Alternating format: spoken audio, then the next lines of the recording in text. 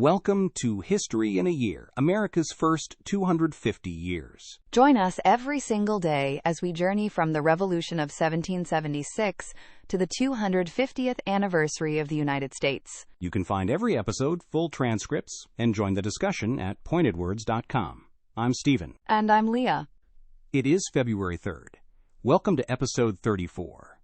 Yesterday, we watched Alexander Hamilton and Thomas Jefferson strike a deal over dinner. The South got the capital city, Washington, D.C., and the North got the financial system, assumption of debt. It seemed like peace had finally broken out in the capital. The debt crisis was solved, the government was funded, everyone took a breath. But Hamilton wasn't done. In fact, he was just getting started.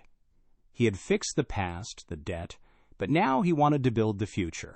In December 1790, just a few months after the dinner, Hamilton dropped his next bombshell on Congress.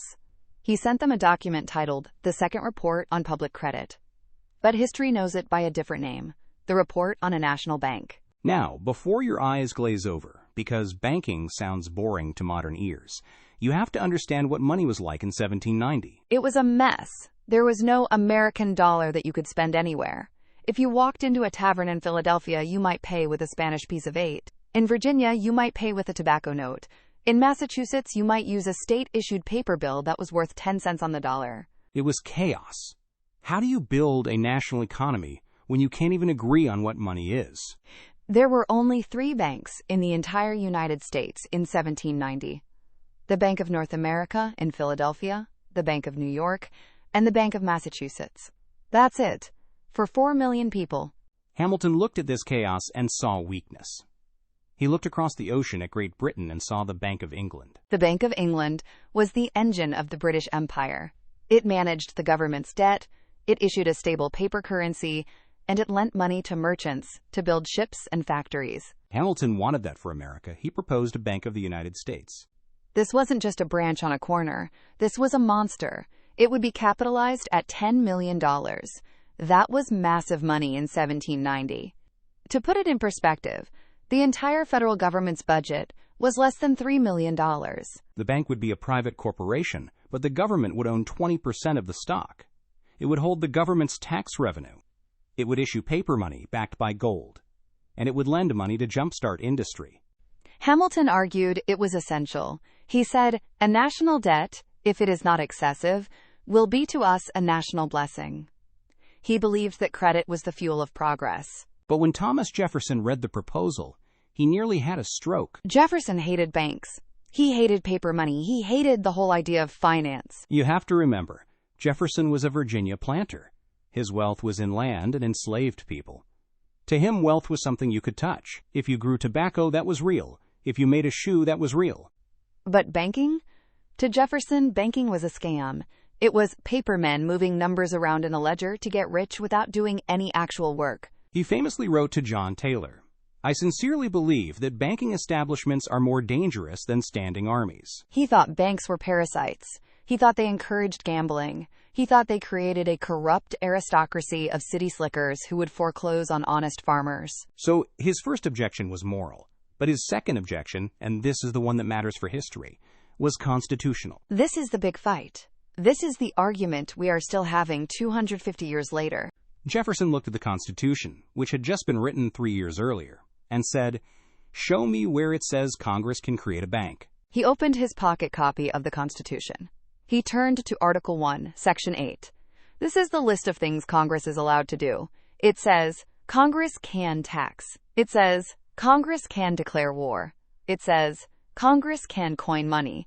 It says, Congress can build post offices. But nowhere does it say, Congress can incorporate a bank. So Jefferson argued for strict construction. He said the federal government can only do the things explicitly listed in the Constitution.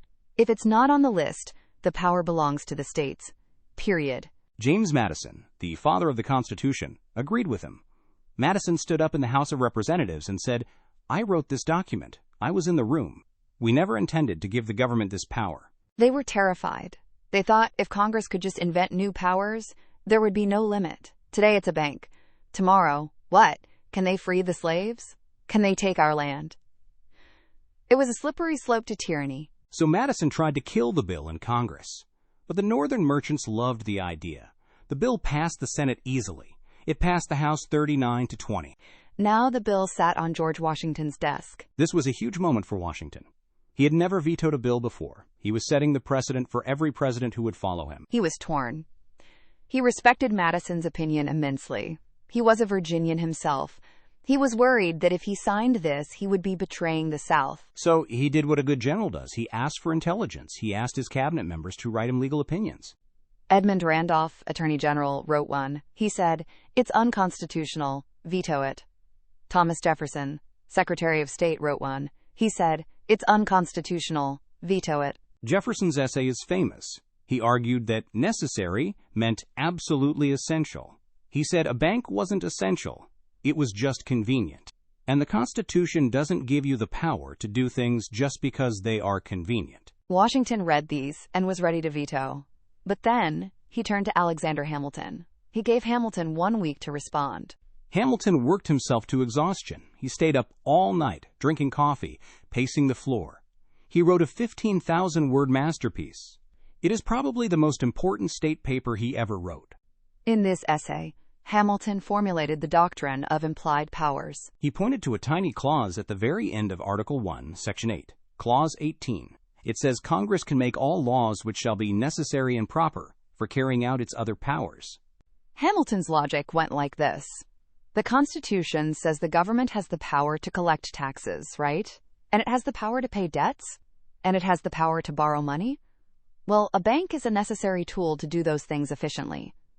Therefore, the power to create a bank is implied by the power to tax. He argued that necessary didn't mean absolutely essential, like Jefferson said.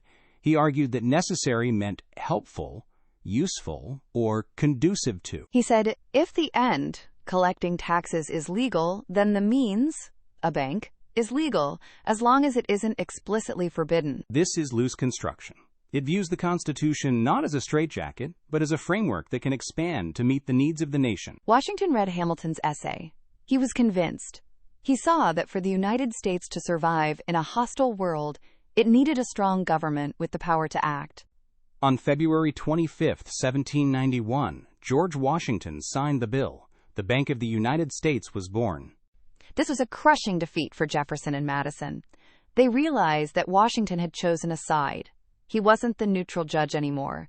He had sided with the Federalists. Jefferson was furious. He started telling people that Washington was senile. He said the president was being manipulated by Hamilton like a puppet. But here's the crazy part. Hamilton was right about the economics. On July 4, 1791, the bank opened its books for stock subscriptions in Philadelphia. It was an IPO, initial public offering. It was a mania. We call it scriptomania. People went crazy trying to buy shares. The stock sold out in 1 hour. The price of the shares skyrocketed from $25 to $300 in a few weeks. It was the first stock market bubble in American history. Doctors, lawyers, and shopkeepers were quitting their jobs to day trade bank stock. Jefferson looked at this frenzy and said, "See, I told you, it's just gambling. It's turning honest citizens into speculators." But the bubble settled down. The bank opened branches in Boston, New York, Baltimore, and Charleston. It stabilized the currency. It lent money to the government. It fueled the economic boom of the 1790s. Without the Bank of the United States, we probably wouldn't have been able to fund the War of 1812 or the Louisiana Purchase later on. But the political cost was high. The split in the cabinet was now permanent. There was no going back to the team of rivals. It was war. Jefferson and Madison were now convinced that Hamilton was a threat to the Republic. They started organizing an opposition party, the Democratic Republicans, specifically to stop him. And just as this internal war was heating up, a real war exploded across the ocean. In France, the people stormed the Bastille. The king was in prison. The guillotine was being sharpened. The French Revolution had begun, and it was about to tear America apart all over again. Join us tomorrow for episode 35, The French Explosion. Americans cheer for liberty until the heads start rolling.